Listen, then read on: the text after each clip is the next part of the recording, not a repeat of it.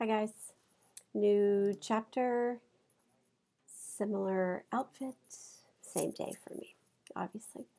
So, chapter 5 is our lecture on diversity, getting to know your diverse workplace.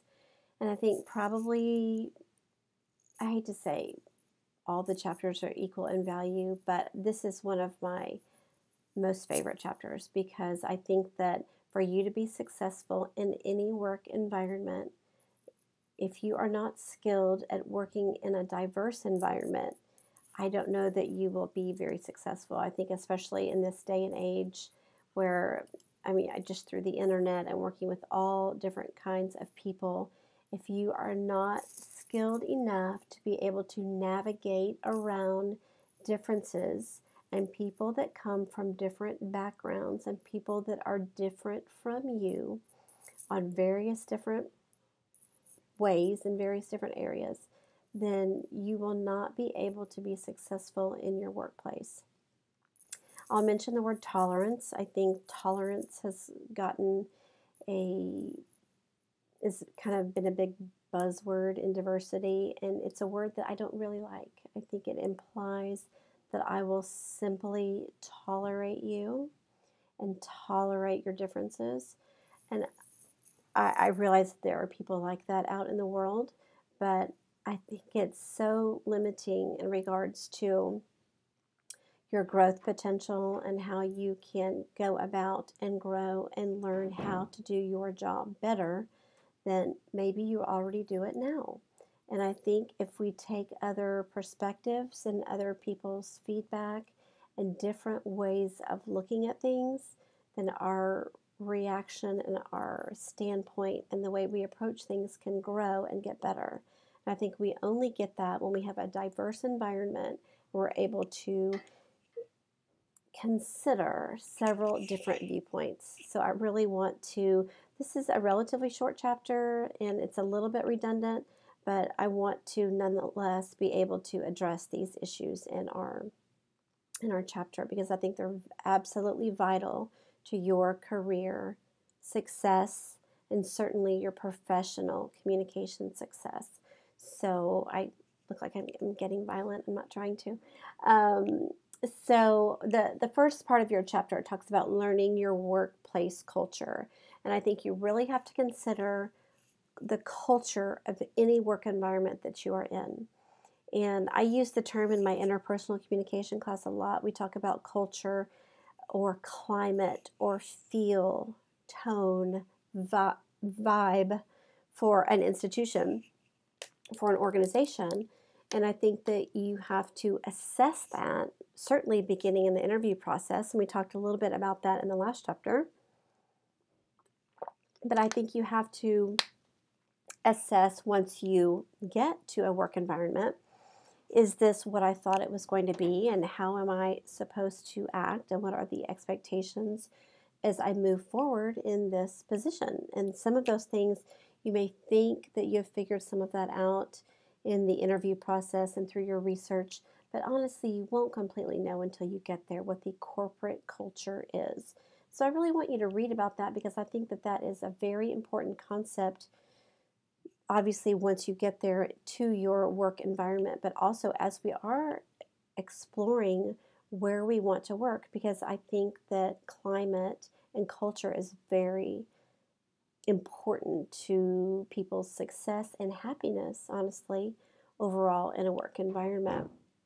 I think that you have to consider, for example, I had a woman today in one of my classes, and we were talking about, this was in my culture of bullying class, and she was describing her sister works at she said nameless company, but a big company it sounded like. And her sister is an executive and was called in to her performance review, I guess her annual review. And one of the criticisms was that she kind of wasn't mean enough. They did not use the term mean, but that she was almost too nice. And they were trying to sort of shape her into being a little bit harder on people. And what her sister's response was, I don't think I'm going to be able to do it. I believe in treating people with respect and not bullying them. And I think there are other ways to get people motivated and to do what you need them to do. And what she was realizing was that this culture was probably not going to be for her. And so we have to think about all of these kinds of things as we are assimilating into culture and as we are figuring out corporate wise, business wise, is this the place for us? And I think there are very important things to consider. So your book talks about the assimilation process. It talks about college students and assimilating college students, and I think they're just trying to relate that to you. As you can imagine, going to an environment where you don't really know very many people, if any, and it might be a new location for you, and it might be something very different, living situation and all of that. So there are some things we have to learn and observe and take into consideration as we are moving into our work environment and into the work culture. And your book talks about ways to be able to learn about an organization and learn about the culture. And the book talks about overt questioning, indirect questioning, third-party questioning, testing limits, disguising conversation, surveillance, artifacts, cultural rituals, and jargon. And I think some of those get a little bit redundant, but one of the things that I wanted to point out is overt questioning. You want to be able to just ask, how is it that we go about celebrating employees' birthdays? Do we do that or do we not? What is the culture as far as getting lunch? Do most people go out to lunch? Do they eat in the break room? Do they bring their lunch? There's just silly things, but then bigger things that we want to be able to make ourselves aware of regarding culture. But there are things that you'll feel safe to actually ask. How do we go about getting promoted? Is it something that is outlined very specifically? Sometimes at a smaller company, that's not the case. I've seen a lot of companies where people say, I've been here 5 years, I have no idea if I'll get promoted, what I need to do to get promoted, that kind of thing. So we've got to be able to figure out some of these things about our organization. And sometimes we will directly ask questions, but sometimes we will indirectly, in a roundabout way, possibly investigate. Maybe we won't ask our boss, but we'll ask a peer. But there are ways for us to kind of figure some of these things out. Some of that is just going to come, your book uses the term surveillance or observation. Some of that is just going to come through over time because we can't possibly address every issue or concern before we take a job or right when we get there. But we will over time be able to see that people have annual reviews and get raises or don't get raises and the kind of the promotion process. Hopefully we can also surmise some of those things over time as we're being able to figure some of those things out. But diversity in your workplace, your book talks about to be successful, you must be sensitive and aware of differences. Okay, I'm going to say it again. To be successful, you must be sensitive and aware of differences. And so I think it's not a question of agreeing or disagreeing. You are not selecting a spouse. These are not necessarily going to become your best friends. You are in a work environment. Therefore, you must be sensitive and aware of differences, I think, to be successful. Otherwise, you are not going to work well on teams, you're not going to collaborate well, and things are going to go south probably pretty quickly. Your ability to communicate effectively in the face of differences, I believe, will make or break you. I think if you are able to demonstrate your ability to walk within different groups in a professional environment and be yourself and navigate the waters and be supportive, I think that you'll be able to find much more instances of success than you would otherwise. Cultural diversity awareness. Your book talks about being aware of diversity that is present in any working or social environment. So we don't want to just be aware of diversity in the workplace. If we have a work happy hour, if we are at something work related on Saturday, I work with corporations all the time that they have a charity event that they all go and work on a Saturday or something. Well, you want to have some of those same boundaries. You don't want to just let the insensitive jokes fly because it's Saturday and you're working on something altogether that's not necessarily work related. Those kinds of things will get you in trouble just as much as if you were sitting at your desk saying them. So we want to be able to be aware of the different people, cultures, religions, and backgrounds of our employees and our peers and our boss even, so that we're able to explore and understand all of the different people. And I think we will all, you guys, will find success if you're able to do those kinds of things.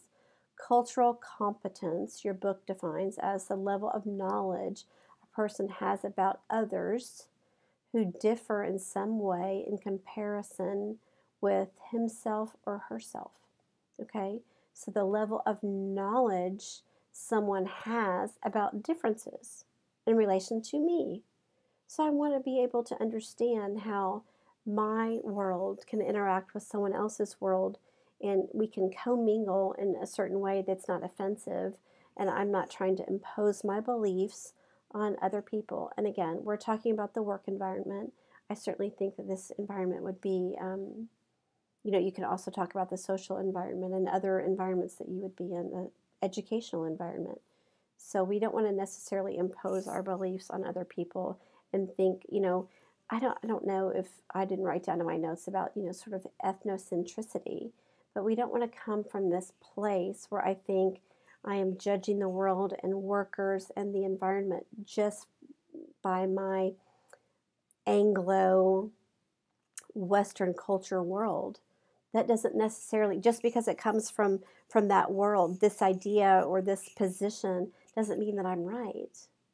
So we want to be able to take all voices into account and understand our diverse work environment, because all of those things are what build the building blocks, I believe, to success. And I think in this day and age, more than any other, whether it's just the globalization of the planet because of the internet and companies that are getting so globally committed, we want to be able to navigate the waters again of diversity, or we're not going to be able to find success.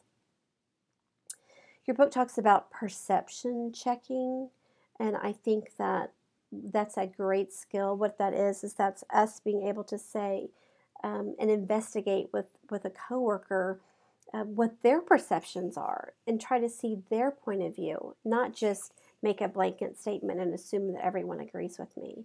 I want to be able to check perceptions with other people. I want to be able to see if they're understanding what I'm talking about, if they agree with what I'm talking about, and understand if they're even understanding or relating or getting the proper message the way that I'm delivering it. So you want to be able to check perceptions with others. I talk about that a lot in my interpersonal communication class. It's not just in professional communication. When you are communicating with someone, you want to be able to say, do you understand what I'm saying? And what is it you think I'm saying? And how did you interpret my comment? You want to be able to check perceptions with other people, and especially in a diverse work environment. Obviously, we're shooting for mutual respect. I think that sounds easy, but sometimes that's difficult, especially in the face of differences. But I think that is the ultimate goal, is mutual respect. Discrimination is leaving others out based on some characteristic that they may have that is different than you, or something that you think is not right. And I think that there's honestly just no place for that at this point in our culture and in our work environments, certainly. It's a discrimination also. I just described mutual respect is obviously the goal. And in discrimination, there is not mutual respect. So that would be problematic. And then obviously, discrimination can be in gender, ethnicity, race, certain stereotypes that go along with all of that, language differences, religion and spirituality, disability, someone that has a disability. This is sort of a current event. I heard it on the radio. I'm not really a big pop culture necessarily person, but I heard on the radio coincidentally that Kanye West was at a concert and he was saying, I'm not going to sing my next song until everyone stands up. Everyone's got to stand up. And he pointed out, oh, we got two left, two people not standing up. And it was two people that were had disabilities. And oh my gosh, how horrifying. I would assume if that was me, it would be for the people that are are being asked to stand up and are not able. But also, I hope it was horrifying for Kanye West to call these people out, call these people out, and call these people out, and then realize he's coming from the perception that everyone can stand up, and that's not the case. So we want to be able to take into account all differences, not just, ethnicity, I think, and race, and sometimes religion get the big hype. Gender gets a lot of the media coverage, but there's a lot of different ways that we experience difference. And so as you are going forth in your professional environment, you're going to want to take all of those into consideration. And you know what? I see people all the time that make mistakes. They make assumptions about people and they were wrong. They stereotype people and they were wrong. The best thing that we can do in that situation is to be able to own it and apologize.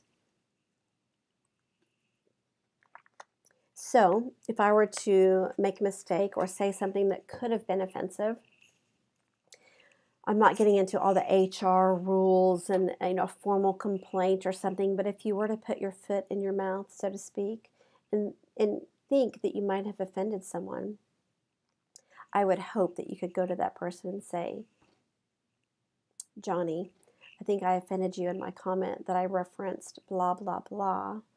And I forgot that you are associated with that group, or that you, whatever, I don't want to get too specific, but you want to be able to go to that person and say, I'm worried that I might have offended you, or I stuck my foot in my mouth. I said something really stupid. I didn't think about it before I said it, and I apologize if it offended you. My hope would be, and again, communication is my soapbox, obviously, as you guys have probably figured out. But I would want you to be able to go to someone and address the issue and not have potentially offended someone and just walk away. Because that is when someone files a grievance, when they think you meant what you said, when maybe you're horrified at what you said, or horrified later at what that person might have interpreted or gotten from your comment, when really that is not at all what you meant. So I think honesty in our contemplation of diversity, and obviously the diverse work environment, is what we need to focus on, and just sort of what I term straight up communication, being aware of differences. And again, I don't want to use the word tolerant, but accepting, and possibly even if we could get to being elevated, excited about differences, and sort of bring it up a notch even, and consider what diverse opinions might add to my presentation, my group project, my report that I'm putting together. It might just make it better if I'm taking in other viewpoints. So I really want you guys to just think about that. Again, I think one of the things I love about UTD is this diverse campus, and I love to watch students. I had an incident this week, or last week, I guess, well, sort of this week for me, in my grading of a discussion board where some students were sort of talking about, again, I have classes of bullying in America and communication in America, where we really talk about differences in media and racism and sexism, and some, I think, very interesting topics. But it was so interesting to me in a discussion board, in a public forum, to watch some of these students discuss how they've been bullied, how they have had people misunderstand their differences or their culture, and then for other students to comment and, I think, gain a better understanding of some of those things. So I think that there are ways to improve corporate culture, and ways to improve understanding of differences and improve our diversity sort of conceptualization, but it does take a little bit of work. It's not something that you can just stay in your little environment, whatever that is for you, and not branch out and begin to understand some of those things. I think it takes a little bit of work and a little bit of a risk, because I think people feel unsafe sometimes in the presence of differences. They're scared they're going to offend. They're scared to talk. They don't know what's off limits or on limits or regarding topic or whatever. So I think you have to really be brave to explore differences and diversity, but I think you, your organization, your team, and your professional success will be so much better if you're able to do that. So that is my speech on diversity, and you guys have a good weekend. Okay, thank you. Bye.